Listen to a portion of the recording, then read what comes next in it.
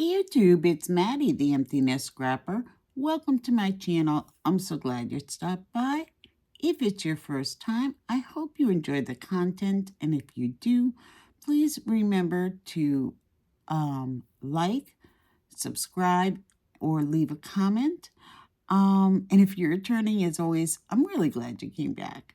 Today, I was compelled to do a video about my favorites that I usually do at the end of the year. But I saw some items that I don't usually see for sale. And I also wanted to give anyone out there a chance if they were interested in any of these items and wanted to know how crafters enjoyed them or didn't enjoy them right before the Black Friday sales, and of course sales throughout the Christmas holidays. So that's why I wanted to come to you right now. So I'm going to give my favorites to craft with, what I really reach for over and over again, and also my recommendations if you're just starting out and want to build a little selection to see if you enjoy crafting.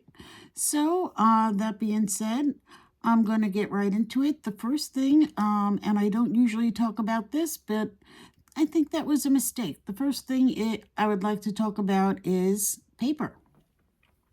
Here I have an example of Michael's 100-pound paper. This happens to be in black. They have a variety of colors. When I first started picking these up, it was black, white, and cream, I believe. Now they have a rainbow of 100-pound paper available, craft, all sorts of wonderful choices. And this, I would say, I've been using for many years. So the packaging will have this. And the reason I'm showing that is because most of the paper at Michael's, the cardstock paper, is 65-pound, and I do use that, and I do recommend it for layering. You don't need everything to be super heavy. 100-pound cardstock is very nice if you want to make your own card bases or do some techniques. So give a listen to that. That is heavy, thick paper. Very different from thinner 65-pound cardstock or copy paper, obviously. So I happen to have the black here. I didn't have any white to show you, but I highly recommend this for anyone. I think this is a great paper. I think you get 100 sheets for $12.74, and then you can use a coupon. Quality paper. I do enjoy it. Next up for the papers, as I mentioned, the Recollections brand. I do use that for layering and various other things, storage around my craft room. It's much more reasonably priced. And there's a place in your craft room for thinner paper. If you wanted to create layers, you certainly don't want it to be too heavy of a card and have to pay extra postage. So I do recommend that. For techniques, almost across the board, my absolute favorite is Bristol Smooth, made by Strathmore. And if you are wanting to do specifically ink blending, but also any kind of coloring, really shines if you use the Bristol Smooth. It is pricey because you don't quite get as many sheets. You get just 20 sheets in this pad, and I think it was $9 at Michael's. Again, if you have a coupon, not $9. So use your coupons. I used to make several trips to reuse my coupons, and they didn't care. Put stuff in my car, come back out, show the coupon again, bing, bang, boom. Okay. This is Accent Opaque. and I do get that on Amazon. And the price for this tends to fluctuate, but this Accent Opaque, and I apologize, it's all ripped up because I do use it, is 120 pounds. And do not be fooled. There are different variety of 120. You need to look at the GSM number. And for that, GSM for 120, this is 325 GSM. I believe this blends like a dream, does beautifully for your water-based products. It is certainly not watercolor paper, but if you are going to use your watercolor markers, or even minimal water used with water-soluble pencils or crayons, this is a lovely paper to use. And this one tends to fluctuate in price. It was not pricey until it became popular, and then of course the price shot up. So my recommendation is always to put it in your Amazon cart and watch the fluctuation in price. I thought I paid like $17 years ago when I first picked that up. And I saw that it's currently $36 for that particular weight. There is an 80-pound, which is a lovely paper as well, and I do have that. I just didn't want to pull everything out, and that is a little bit more reasonable. Also, Hammermill, and this is a confusing one to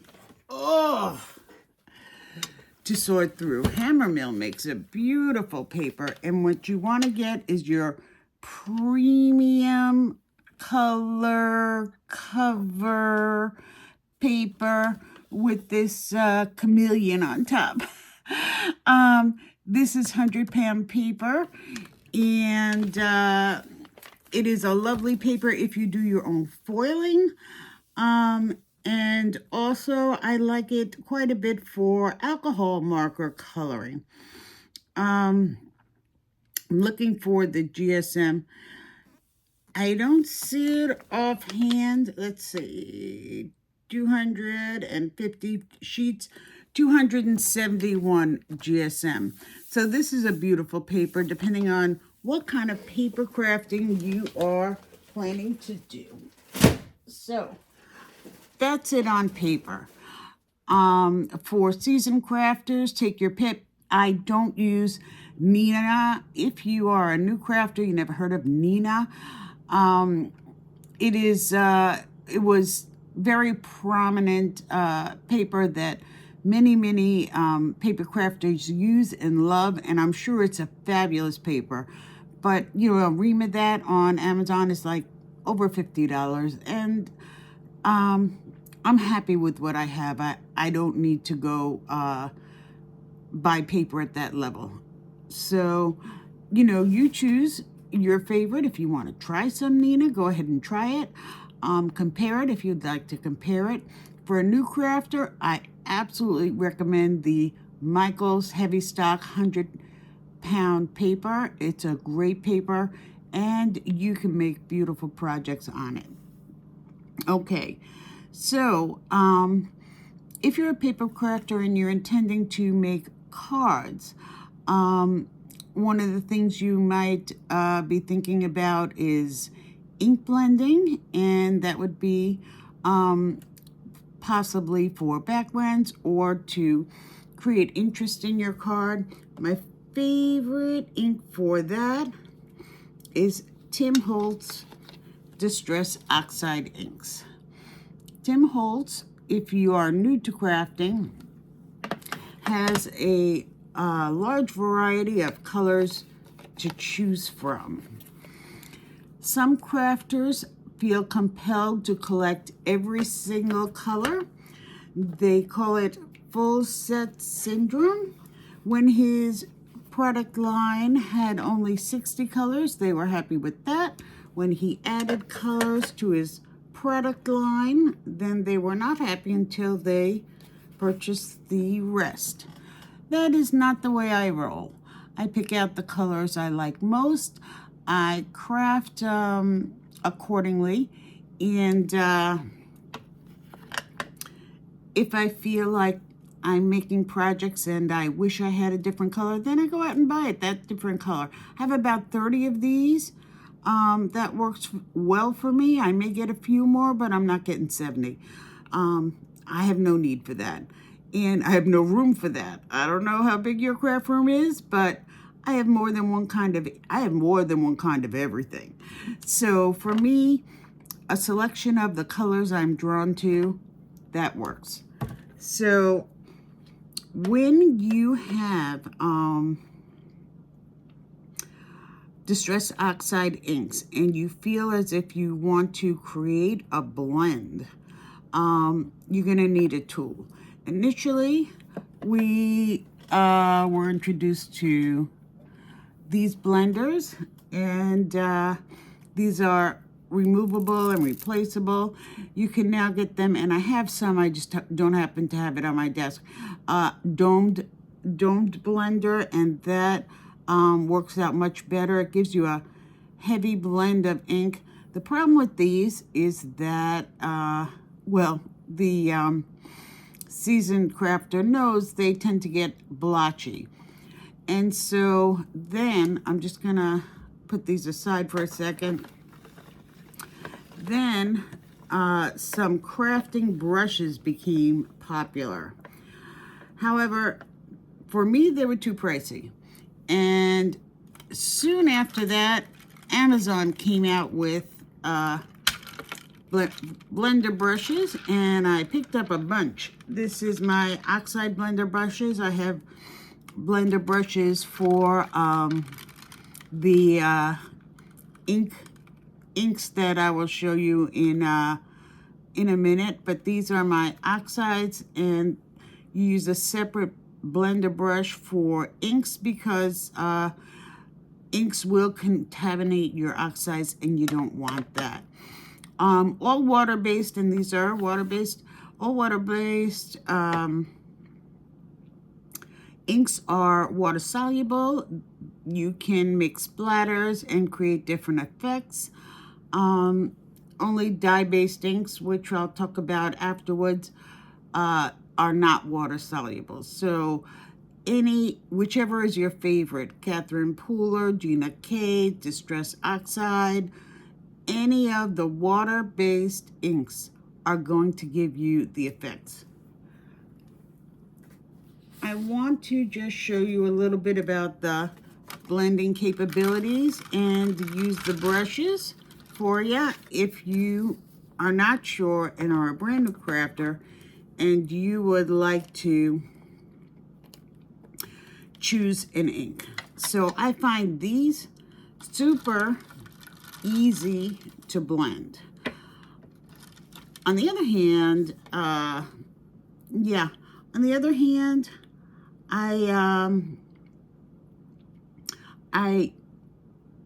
am not sure that there aren't other inks that are just as easy to blend. And I will say, this is not, I don't know, but I don't think that this scrap that I had hanging around is Bristol Smooth. So it may not blend as easily as I might hope, but I'll give you a look at it. 4 1/4, and I'll just cut out a panel. So, yeah. I'm going to use that for another demo, but here I'll just show you how this blends. So what you do is you put some ink on your brush. You're going to have to hold this steady, and you're going to, this ink pad is dry. It's very dry. And you're going to want to bring it to your paper and smooth it out so that it blends. And I'll bring it down some more. This, I should not pick this color. This is my favorite color, and it needs to be re-inked. And what I mean by that is for any of these inks, re-inkers are available. So if you use it a lot because it is your favorite, then you might be inclined to use it so much that the pad is dry, which is what I'm experiencing right here. But if you buy re-inkers and they come in little bottles, you drip in the ink, you can rectify that and make your pad just as juicy and easy to use as when you first got it. So there are some blotches here, and I'm going to leave that in because I want that to be a sky. I'll probably use this panel in the future. And skies have a little bit of blotch and may do some lifting or what have you. But here's mostly my Salty Ocean favorite color blue. And I'm going to do some green for the grass. So I'll just take the green blender brush. This one, likely to be dry too, who knows? Because it's another one of my favorites that I reach for all the time. But I will flip it around. I'm going to hold it down with a paper towel so that I don't get ink everywhere. And I'm going to blend it out. So you see, there can be some blotches. This ink is very forgiving, and if it's not too dry, you're able to blend that out with not too much difficulty. Not too much difficulty at all. So even with a dry pad, and I should have prepared better and re-inked all of my pads that I intended to demo. Actually, I did not intend to demo. So this, I don't know, I just decided to do it while I was on camera. But this ink, especially when it's nice and juicy, and I encourage you to always keep your inks nice and juicy, will blend the most of or all the blemishes away if you use the right touch. And pretty much the blemishes are mostly gone right now. And I'm going to pick that up and let you take a look. And then we're going to move on to different kinds of ink. So let's put that aside. These blender brushes, by the way, available at Amazon. You can also get teeny tiny detail brushes for small spaces. Very reasonably priced on Amazon. I believe you can get like 10 for $12 for the larger brushes. The smaller brushes are equally well priced. So that's what the blend looks like. I think it will make a lovely background, and I'm going to put it aside to use at a later time. So I'm just going to quickity-quick put these away and move on for you. But I just need to put them away so I can have space for the items I would like to show you next. So just give me a second. Maybe I shouldn't have brought out so many. I just love these inks so much. And so there you have it. Okay. So for water-based inks, easy peasy thing to do. Spray some water and clean up your space. You don't want to contaminate whatever you're working on next. And what I'm working on next is just a little bit of variety to talk about. And gonna talk about stamping. So that was ink blending. For stamping, I choose For stamping sentiments, I will get a crisp, clean image if I use the VersaFine Clair. I generally use black.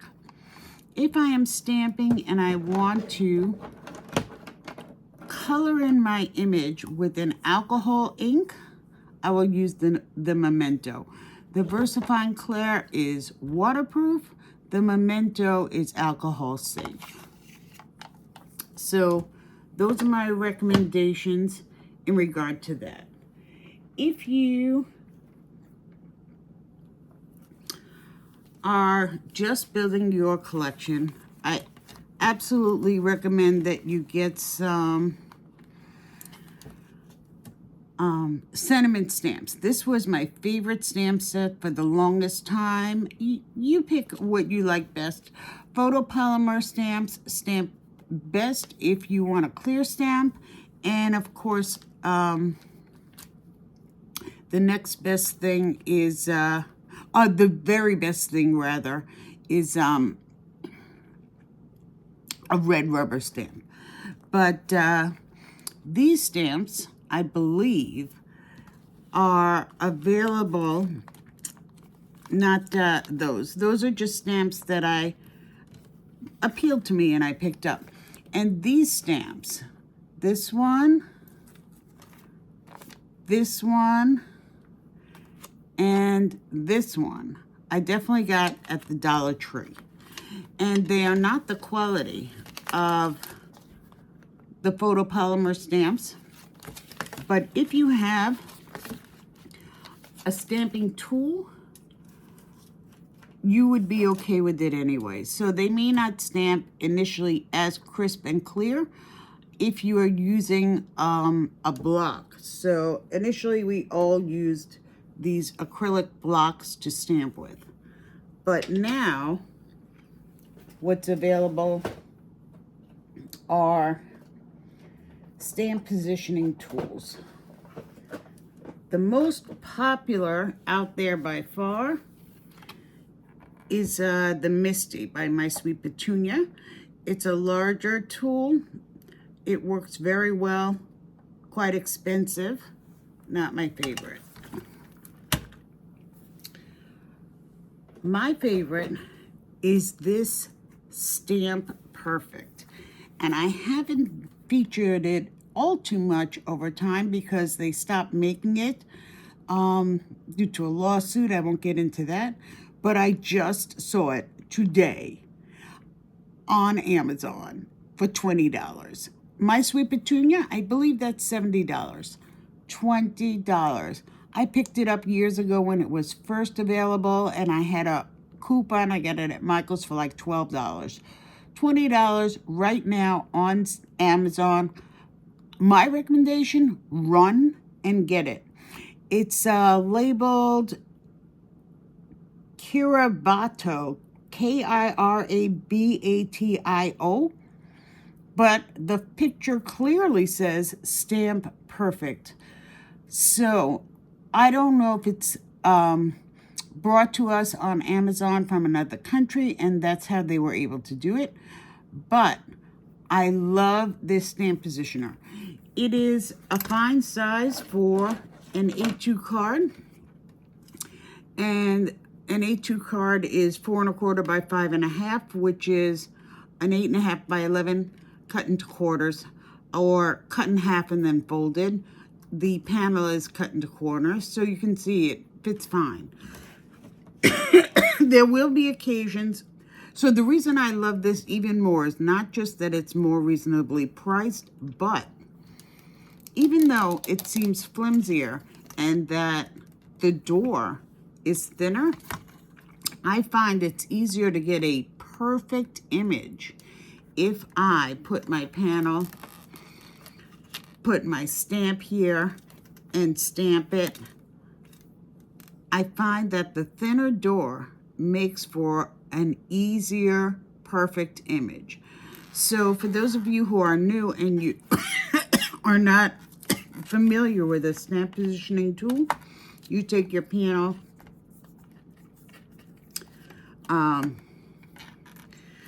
and you put down your magnets. You take a stamp. Let me take a stamp here.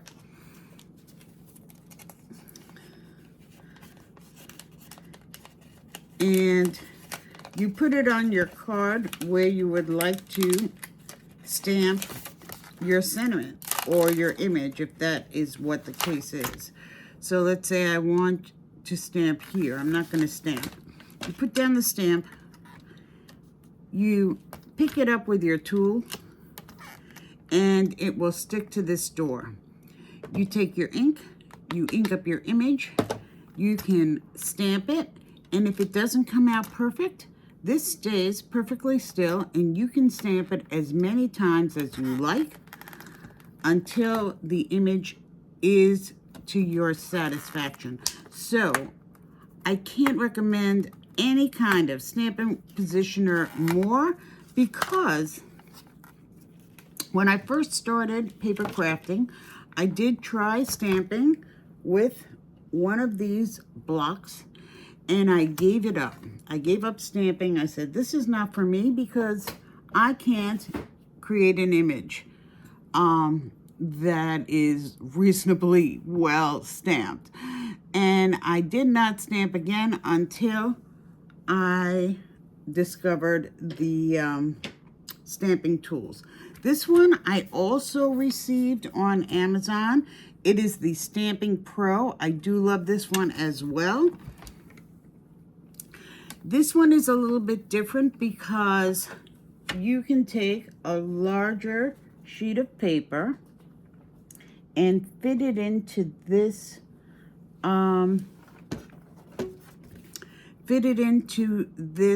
stamping tool, because there are no walls around as there was on the other tool. So I did add a foam piece here to create a corner, which I prefer to keep my panel in place. But here you can stamp any size paper because there's no wall here. This works with a spring and creates great images. This one I also purchased on Amazon, the Stampin' Pro, and that was like $30 or so with shipping. And the brand name that's listed is Artimo, I believe. Artimo. I'll pick that up so you can see it and put the solid to make it easier for you to read. Artimo. And on this side it says Stamping Pro. So I've seen many different manufacturers put this one out. But it always says Stamping Pro on the side. So those are the ones that I really love. I was super excited to see Stamp Perfect because I haven't seen that in years. Go get it if you don't have a stamping tool. There are other tools out there that I have not used, I have not wanted to try. There are crafters who love the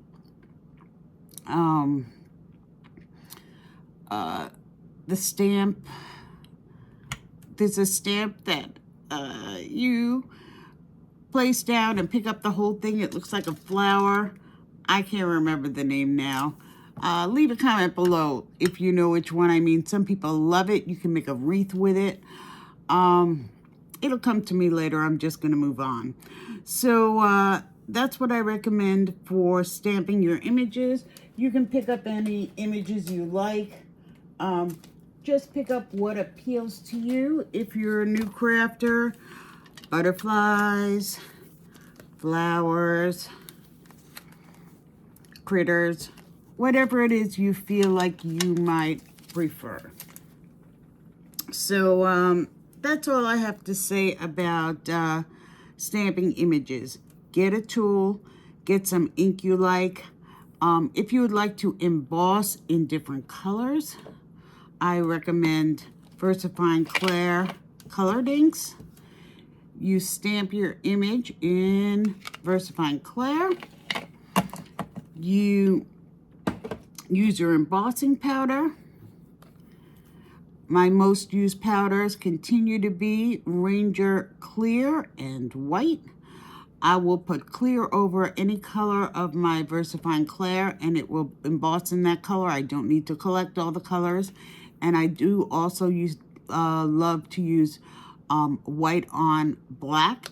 And for the white on black, you use your clear stamping Versamark and then put the white on top. Once you do that, if you're brand new and haven't embossed before, you will take a heat tool, and I'll clickety-quick get my heat tool and show you what I've been using. And this is the Wagner. Now, I've been crafting since 2007. I have not replaced this item. It embosses super quick. My only complaint is if I have certain embossing powders that have glitter, it blows off. I can't get it to stay on. And I did see that some people have been using a mini pancake maker or a sandwich maker. I do have that on my list, and I'm going to try that out maybe on the channel. So that's what I'd like to use for embossing. I did not speak about trimmers. You're going to have paper, you do need a trimmer. This is my go-to trimmer. It's made by Tim Holtz. It is a smaller trimmer, so you cannot use it for 12 by 12 paper. It is a guillotine. You put your paper in. I believe you saw before when I cut down my panel. It does have a ruler at the bottom, at the top, and that's why I love it. I love to cut from the bottom. For me, it stays steadier if you hold it at the bottom. I love this trimmer, but I cannot use only this trimmer. And the reason for that is that I am a scrapbooker and I do utilize 12 by 12 papers. And for 12 by 12 papers, I use this. This is a Fiskars. I've had it since I started crafting in 2007. It has an arm that pulls out and goes to 15 inches. It is a slide style trimmer, so you do have to replace the blade. With the guillotine, you don't have to replace the blade, but I love it especially for scrapbooking because it has a wire guide, and that wire guide is inside this trimmer. So I will hold it up. You may be able to see there. I think you can see. So that line in the center, that teeny tiny line in the center is going to show you exactly where your cut is going to be. So that's why I love this trimmer, and I will always keep it on hand. It is not the smallest, lightest, handiest trimmer, but I think it's super reliable, and I've seen many, many crafters still using it, even though so many other trimmers are available. Take your pick, try other people's trimmers, see what you love. Those are the ones that I love. For general stamping and trying to get a solid image, I like Catherine Pooler inks. Now, that's not something I do all too often, so I collected the mini inks because getting larger collections of large pads of ink is, costly. And in addition, it takes up a lot of space in the craft room. So I prefer collecting my favorite water-based inks in the minis, so I can have a nice selection. I don't have them all, but have a nice selection and not have to have a big issue with storage. For a brand new crafter, and I don't have the inks anymore because I gifted them to a new crafter, but these little Memento ink pads in these little dewdrops are fun to collect because they come in larger packets. You can buy, I believe, a set of 12 for like $24, I believe. And that is a quick and easy way to get a variety of inks that are solid inks and from a brand name and easy to store. Once you find out if you love stamping and you want to try different inks, you know, that's where I started and used as a jumping point, and I recommend doing that if you to any new stamper. So those are the main inks that I use: the oxides, the VersaFine Clair, and the Memento. Different ink for different uses. I don't need a whole bunch more. I have some other specialty inks, not for today to talk about. But I went over the paper, the cutters, stamping. My favorite thing to do, die cutting. This is by far my favorite die cutting machine. My little electronic Impress. Can't recommend it enough. Love it to pieces. So it is light, but it is super powerful. And the reason I love this so much is because I can fit, even though it's easy to have on my desk, and storage for that reason is super simple. Because I make mostly A2 size cards, so that's 4 1/4 by 5 1/2. Almost everything fits into this system. If you've ever die cut in a manual or electric machine, you know that the big challenge is plates that warp. And I've had this, I think, 2 years already, and the plates do not warp. And the reason that that's an issue is if they warp, you can't use them. This is the magnet that I cut into, and that has stretched out, but it has not warped. But because it's stretched out, I do use the shim.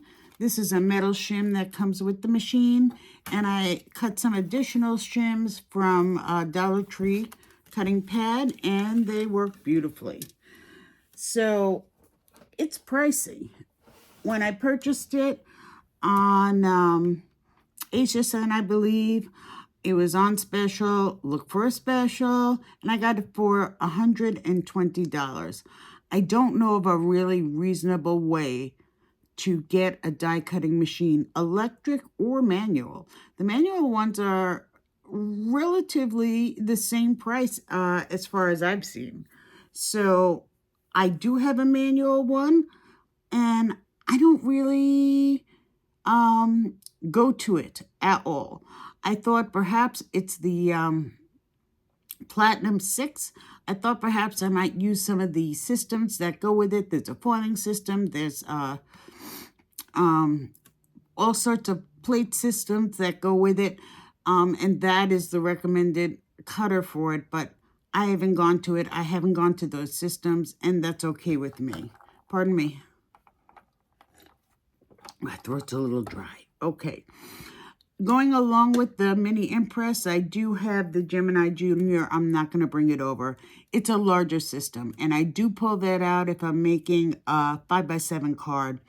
And what I recommend for die cutting, any of you who are seasoned crafters, you know you're just going to pick out whatever dies you like. But here's an example of what I believe would be perfect for a new crafter. So this is like a variety set of really reasonable priced dies with shadows on Amazon. I also recommend these huge dies. These are two. One says thank you. The other one says sending big hugs. And these can take off an entire card panel, and they're super fun, and it's easy to make a card with those. So that's why I recommend that. Now, when it comes to images that you've stamped, you're going to need to color. Maybe you want to color, maybe you don't want to color. But there are a variety of different tools for coloring. So many. I had no idea. No idea whatsoever. So I took a little sample of a few of my most used and most loved coloring tools. So these are my markers that I use most. These are my pencils that I use most. There are other choices. I'm not going to get into every single thing available.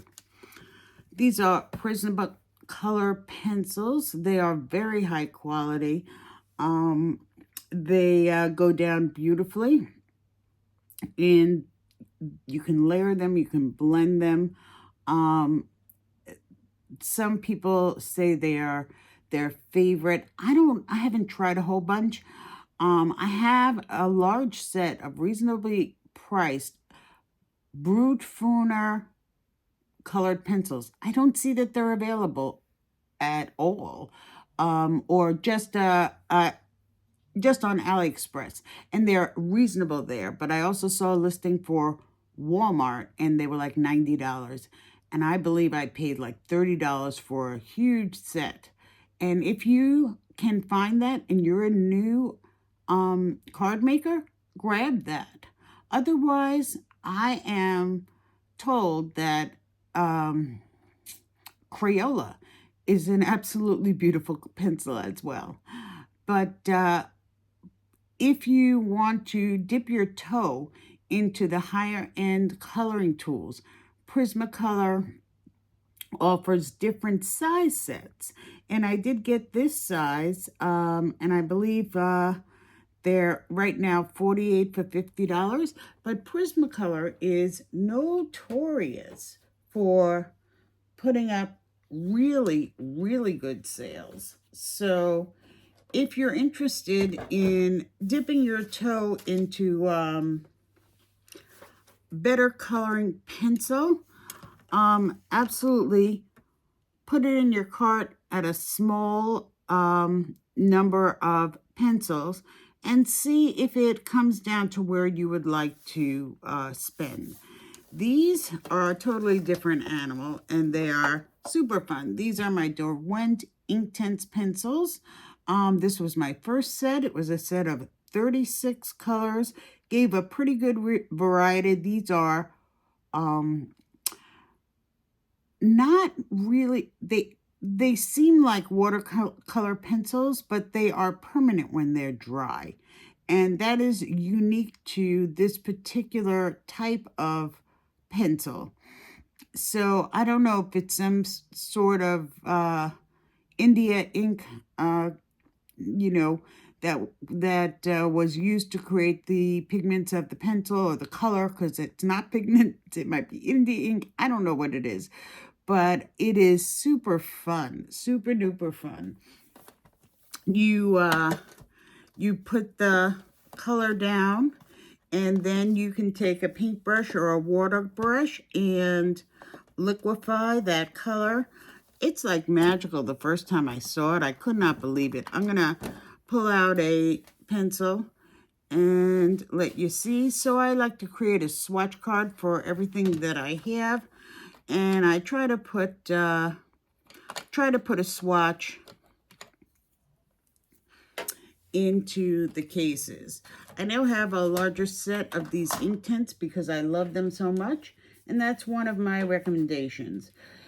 Try a few things that you might like. Here, this is watercolor paper, and I'm just going to put down the color. Not sure if you're supposed to. Haven't used this in a while. You can see it's kind of grainy. Looks like a colored pencil because behaves initially like colored pencil. I need to get a paper towel. So this is a water brush. If you haven't seen one of these, it's a paintbrush. It's got water loaded inside. And then what you do is, I'm just going to get it started.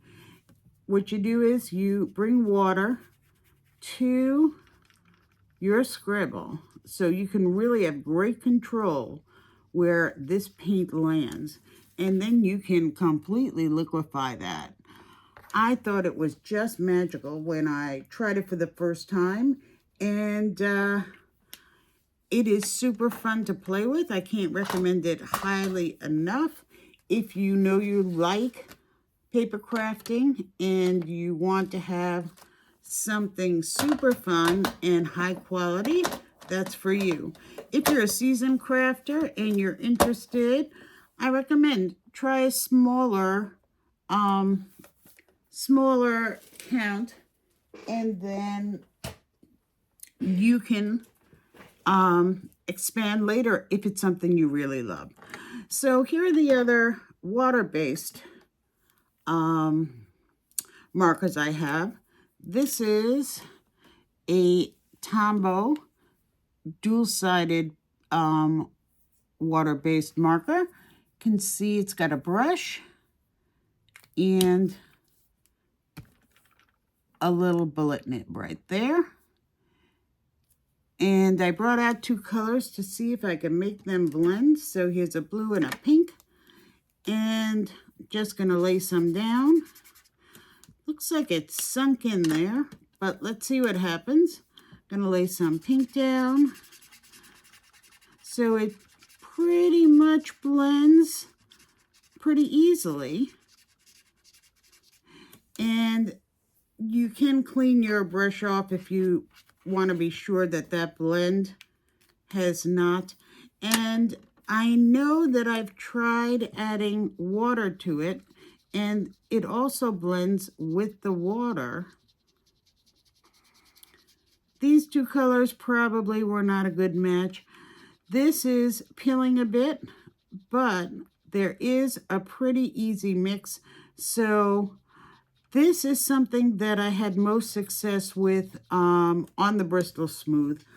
I do not use the Bristol Smooth that often, but you can see these colors did blend together. Looks like mud because I chose colors that shouldn't be mixed. So let's see if this one is better. These are Kuretake real brush pens, and it just has one side. These are actually bristles to a brush, and I'm going to put some down, and then I'm going to put some blue down and see if I made a better color choice for blending, and see if it does not come up muddy. Look at that purple, beautiful. So that did blend right away. I'm going to show it to you and then blend it out more with a water brush. So here we go. Let's liquefy that.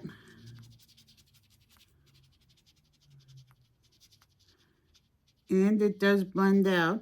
The blue is a little overpowering, but you can see it did make a blend. Let's see what happens if I add a little bit more of the pink so that doesn't get completely overpowered. See if that we can get a more of a blended look with less blue and more pink.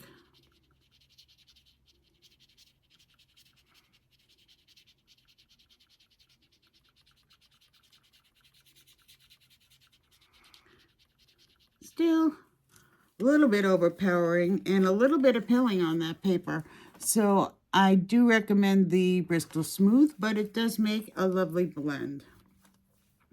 Last watercolor coloring tool that I want to show, and these are pretty pricey, are the Koreans, and I did pull them out for any seasoned crafter that is interested in taking a look, I love these. All of these I love. That's why I brought them out. And for newer crafters, I do here, again, the Crayola makes a great marker. And you be your own judge. But these are the popular markers in the crafting community. These are water-based. This is hard to take off. There we go. All right. So let's see.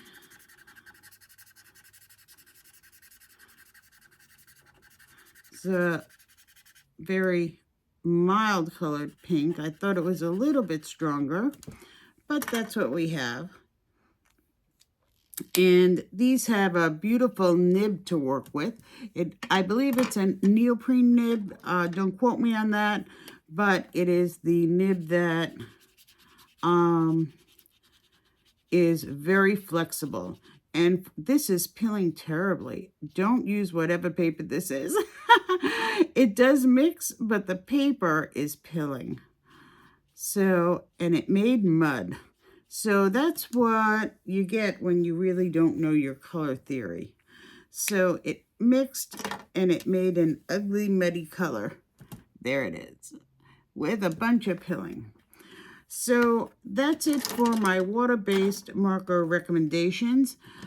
Use your Bristol Smooth. Don't use watercolor paper. And that's generally recommended. I just wasn't thinking when I pulled out the paper. I believe this is a piece of Hammermill, and I think that's what that was there. So these are my choice for alcohol markers. Oh, hoo hoo. This has a fine nib. Honolulu Bee is the line of these oh hoo hoo, and a brush nib. So you can see that. And I really love these markers. So these I should have gotten colors that were close to each other. I don't know how this will mix, but we'll see. You cannot add water to these. But they, oh, look at that. That's lovely. So it does create a mix. It when you have two colors that are close to each other, you get a better look. But you could see this Hammermill is made for those Ohuhu markers. And I don't know what they're made for, but they work best with the Ohuhus or any alcohol-based marker. So truth be told, of course, Ohuhu are a budget brand, and that's fine for me. I would recommend them to any beginner or any seasoned crafter. In addition to that, I will say that I have absolutely no experience with Copic markers, the gold standard of alcohol markers. So if you have them and you love them, by all means, enjoy. I'm not interested in spending $5,000 and buying alcohol markers. I'm not an artist. I don't sell my work. But you do you. So I hope this has been helpful. For my recommendation for what coloring tools to get if you're a beginner, my suggestion to you is try any of these in smaller amounts. See what you love and invest in those. That would go across the board for anything. But if you are a seasoned crafter and haven't dabbled into the more high-end tools for coloring, I love all of these. The Tombos, the Zigs, and the Corine for water-based markers. I love the pencils I showed. If you're thinking about it, put on your wish list a small pack or a large pack if you're ready to dive in. And I hope you found this video helpful. If you don't have a stamp positioning tool, Run and get that stamp perfect. I am not joking. You won't be sorry. So I hope you have a wonderful Thanksgiving, or I don't know when this will post. I think it'll be before Thanksgiving, and a beautiful holiday season. Thank you for stopping by. And until next time, bye bye, YouTube.